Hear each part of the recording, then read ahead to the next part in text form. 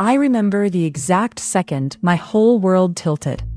I was on my knees in the red dust of Willowbrook's Market Square, wrists bound in rough rope, while villagers who had spent 10 years spitting at my shadow now stood in dead silence to watch me fall. Mary stood over me in a silk wrapper the color of ripe mangoes, one manicured finger pointed at my chest. "She stole the king's ring," she screamed, holding up a dull, lifeless piece of brass for everyone to see. 2 guards stepped forward to drag me away. And then, from inside the torn pocket of my old wrapper, I felt heat. Real heat, like a coal pressed against my hip. The true ring. It began to glow, gold light spilling through the fabric, brighter and brighter, until the whole square gasped as one. Every child in Willowbrook had grown up on the old story. The king's ring burned like fire whenever a lie was spoken in its presence. Mary had just told the biggest lie of her life, in front of the king himself. The guards froze. Mary's proud smile cracked into panic. And King Arthur, silver-bearded and solemn on his carved wooden stool beneath the baobab tree, rose slowly and said only 4 words: "Bring the girl forward."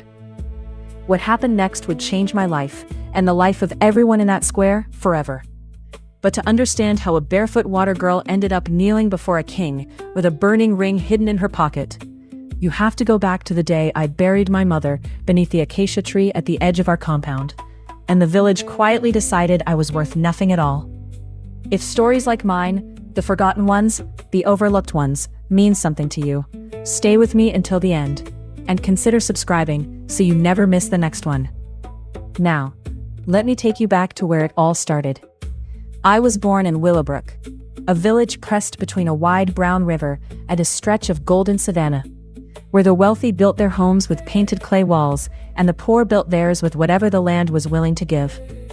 My father, James, was a farmer who could coax yams out of the driest soil, and my mother, Elizabeth, sold beadwork at the market on Saturdays. We were not rich, but we were not desperate either. And I remember laughing often as a small child, chasing goats through the compound, while my mother sang old harvest songs under her breath. That happiness ended the year I turned 9, when a fever swept through the village and took my father first, then my mother, 2 months later. I stood at both burials beneath the same old acacia tree, and I remember thinking, with the strange clarity grief gives a child, that the world had simply forgotten to keep me. Willowbrook did not open its arms to orphans the way the elders liked to claim it did in their proud speeches under the council tree. There was an old woman named Grace who lived near the boundary stones, and it was Grace who took me in, not out of duty, but because she said no child should sleep with an empty stomach while she still had breath in her body. Grace was poor herself, a healer who traded remedies for whatever people could spare, so from a young age I learned to work.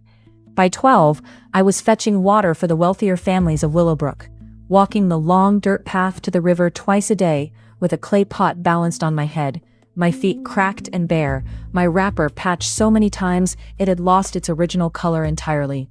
It was in those years that I came to know Mary. She was the only daughter of Peter, the richest merchant in Willowbrook, a man who owned 3 storerooms of grain and dressed his daughter in cloth brought all the way from the coast. Mary had a way of looking at me that made me feel smaller than I already was, as though my poverty were a smell she could not escape. "Careful, water girl," she would say whenever I passed her family's compound. "Don't let your dirty feet touch my mother's threshold." The other children of wealthy families laughed along with her, and I learned, slowly and painfully, to keep my eyes down and my mouth shut. I told myself it did not matter what they thought of me, but at night, lying on my mat in Grace's small house, I sometimes cried quietly, wondering what I had done to deserve a life where kindness was rationed so carefully, and only for those who already had everything. There was one place in Willowbrook that terrified everyone, including Mary and her friends, and that was the stream beyond the old boundary stones, the one the elders called the Forbidden Stream. Long ago, it was said, that stretch of water had run past the hunting grounds of the old kings, and no villager was permitted to draw from it without risking the wrath of the ancestors, or so the story went. Most believed it was simply an old rule meant to protect the king's land from trespassers. But fear has a long memory in a small village, and no one dared test it, No one, that is, except a desperate girl whose evening chores had run late and whose usual well had run dry. It happened on an ordinary evening, the kind that blends into 100 other evenings in memory, except for what I found. The sky had turned the color of burnt clay, and I was hurrying along the riverbank because Grace needed water before dark for the medicine she was preparing for a sick neighbor. The village well nearest to us had been drained since morning by families rushing to fill their pots before a coming storm. And so, against every warning I had ever been given, I turned down the narrow path that led past the boundary stones toward the forbidden stream. My heart pounded the entire way, certain that some unseen guardian spirit would rise out of the water and strike me down for my trespass. Instead, as I knelt at the edge of the stream and dipped my pot into the cool water, my fingers brushed against something hard, buried in the mud beneath the surface. I pulled it out slowly, my breath catching. It was a ring, heavier than any jewelry I had ever held, forged in gold that seemed to glow faintly, even in the fading light. With a crest pressed into its face I did not recognize at the time, a lion beneath a rising sun. I turned it over in my palms, mud dripping from my fingers, and felt a strange warmth pass through my hands, gentle, almost like a heartbeat. I told myself I should march straight back to the village and hand it over to the elders. A ring of that weight surely belonged to someone important, and I had nothing to gain by keeping something so valuable when everyone already believed the worst of me. But some quiet instinct told me to wait, to watch, to understand what I had found before I let it out of my hands.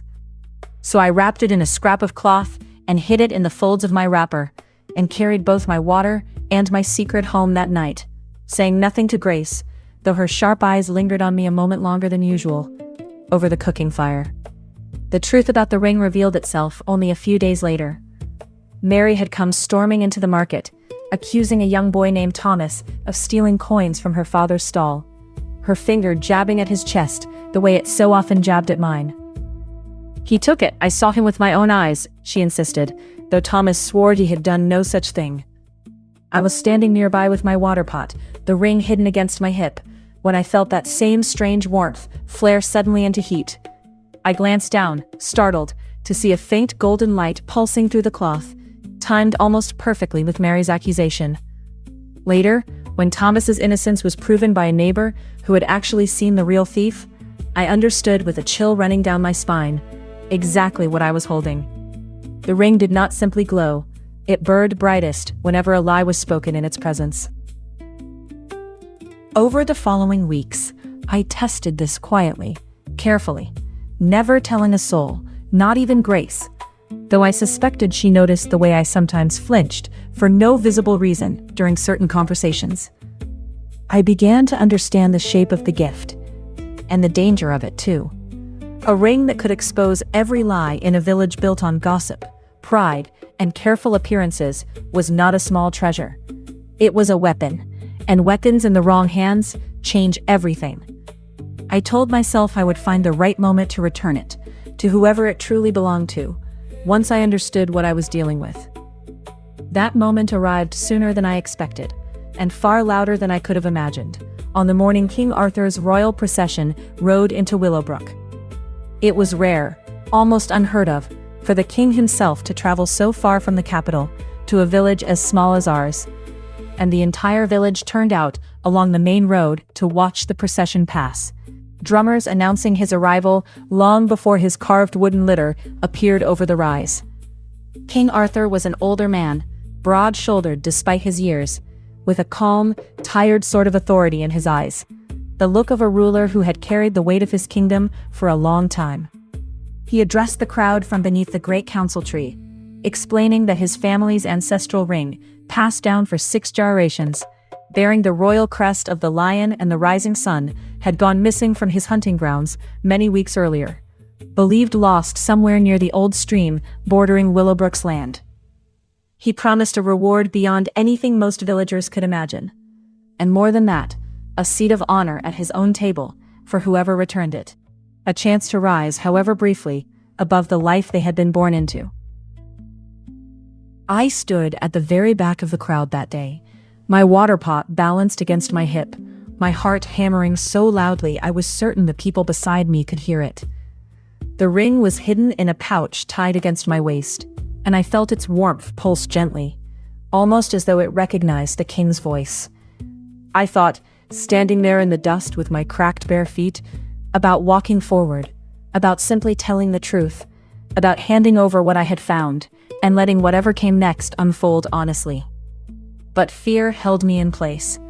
I was nobody in Willowbrook, a water girl with no family name and no protection, and I had heard enough stories of accused thieves losing hands, or worse, to know that showing up with a royal treasure in my possession, with no good explanation for how a girl like me had come to hold it, could easily end in disaster rather than reward.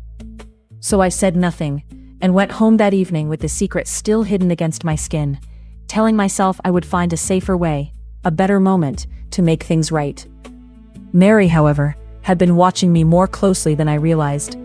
She had always taken a strange interest in humiliating me whenever the opportunity arose, and something in my nervous silence during the king's announcement must have caught her attention, because within days, rumors began circulating that the water girl had been seen behaving strangely near the forbidden stream around the time the ring went missing. I do not know to this day whether Mary genuinely suspected the truth, or whether she simply saw an opportunity to destroy the one person she had always enjoyed looking down upon. But either way, she acted with the confidence of someone who believed she could never be caught. She commissioned a local metalworker to forge a crude replica of the king's ring, using a description gathered from villagers who had glimpsed the real crest years before, and she began quietly, deliberately, planting the idea among the elders that I, the orphan girl, the water girl with nothing to lose, had likely stolen the king's treasure and hidden it out of desperation. The accusation came to a head on the morning the king held court in the village square, inviting anyone with information about the ring to step forward. I had not planned to attend at all, terrified that my presence alone might somehow give me away, but Grace insisted I accompany her, saying it would look far more suspicious for me to hide myself away on such an important day. I stood near the back of the gathered crowd, the true ring hidden as always against my hip, when Mary suddenly pushed her way to the front, holding aloft the dull brass replica, her voice ringing out with practiced outrage. This is the moment I described to you at the very beginning, the one that changed everything, and now you have the full weight of what led to it. Your Majesty, Mary declared, dropping into an elegant bow before the king's wooden stool, I discovered your ring hidden among the water girl's belongings. I could not bear to see your treasure lost among people who do not even understand its value. She turned and pointed directly at me, and before I could even process what was happening, 2 guards were pulling me forward through the parting crowd, my water pot clattering to the ground and shattering in the dust. I fell to my knees before the king, my wrists quickly bound, my mind blank with terror, while Mary stood above me, holding her fake ring high enough for the sunlight to catch its dull, lifeless surface. She stole the king's ring, she cried again, louder this time, savoring every second of the crowd's attention. And it was in that exact moment, kneeling in the dirt with rope cutting into my wrists, that I felt the true ring ignite against my hip, heat blooming through the fabric of my wrapper, golden light spilling out for everyone to see. The crowd gasped, the guards holding my arms froze in place, staring at the glow pulsing from my clothing, rather than from the brass trinket in Mary's raised hand. Every person in that square knew the old story of the burning ring, and every person understood, in that same breath, exactly what the light meant. Mary had lied, and the truth had chosen its own moment to speak. King Arthur rose slowly from his stool beneath the baobab tree, his expression unreadable, and silence fell so completely over the square that I could hear my own ragged breathing. "Bring the girl forward," he said, and this time the guards released my bound wrists instead of dragging me away, helping me to my feet with far more gentleness than they had shown moments before. I stood trembling before the king, unable to meet his eyes, certain even then that I would somehow still be blamed, still be punished, because that had always been the shape of my life in Willowbrook. But King Arthur simply extended his hand and asked, quietly, almost kindly, "May I see what you carry, child?" With shaking fingers, I untied the pouch from my waist and placed the true ring into his open palm. He turned it over slowly, studying the lion and the rising sun pressed into the gold, and I watched something shift in his weathered face. Recognition, relief, and something else I could not quite name. He turned then to Mary, whose confident smile had drained entirely from her face, replaced by something closer to panic. "Tell me," the king said, his voice calm, but carrying an edge that made the entire square lean forward to listen. "How did you come to find my ring among this girl's belongings, when the ring you presented to me is nothing but painted brass?" Mary opened her mouth, closed it and opened it again, but no convincing lie would form itself in time. Her father, Peter, standing near the front of the crowd, went pale with shame as murmurs rippled through the villagers around him. Mary finally stammered out a confession, admitting she had commissioned the fake ring and spread the accusation herself, hoping to humiliate the girl she had mocked for years and claim the king's reward for her own family's benefit.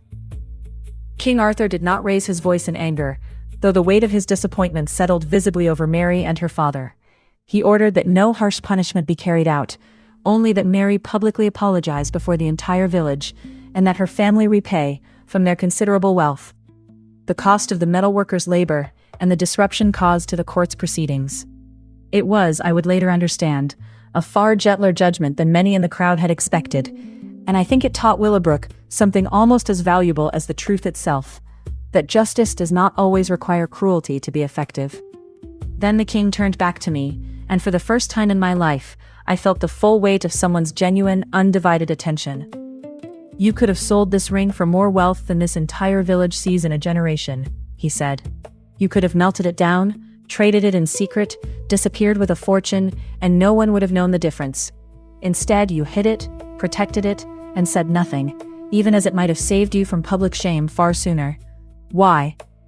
I did not have a clever answer prepared, only the truth, which I offered in a voice barely above a whisper. "I did not know who it truly belonged to at first, Your Majesty, and once I understood its power, I was afraid of what it might do in the wrong hands, mine included. I thought it was safer hidden until I found the right way to return it honestly."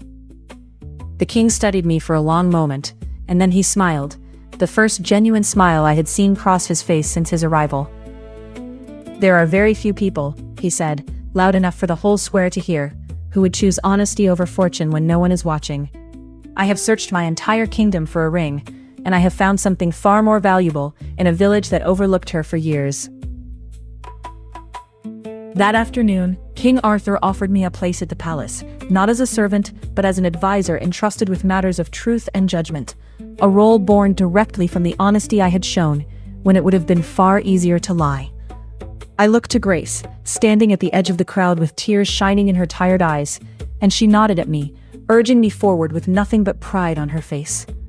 I left Willowbrook 2 days later, riding beside the king's procession, in clothes finer than anything I had ever owned, though I insisted on keeping my old, patched wrapper folded carefully in my bag, a reminder of exactly where I had come from. The moral of my story, if there is one worth carrying with you, is simply this: the value of a person is never measured by the cloth on their back or the coins in their pocket, but by the honesty and courage they carry when no one else is watching. Willowbrook spent years measuring me by my poverty, and it took a single golden ring, buried in mud at a forbidden stream, to reveal what had been true about my character the entire time. I still return to Willowbrook sometimes, now as an advisor of the king's court, rather than a water girl. And I always make time to sit with Grace beneath her small clay home, sharing tea and old memories. Mary and I have never become close, though I hear she has grown quieter, gentler, since that day in the square. And I like to think the truth changed something in her too, even if slowly. If my story moved you today, if it reminded you that your worth is not decided by the people who overlooked you, I would be truly grateful if you shared it with someone who needs to hear it, and stayed close for the next tale. Thank you, sincerely, for spending this time with me, and walking through my story from beginning to end.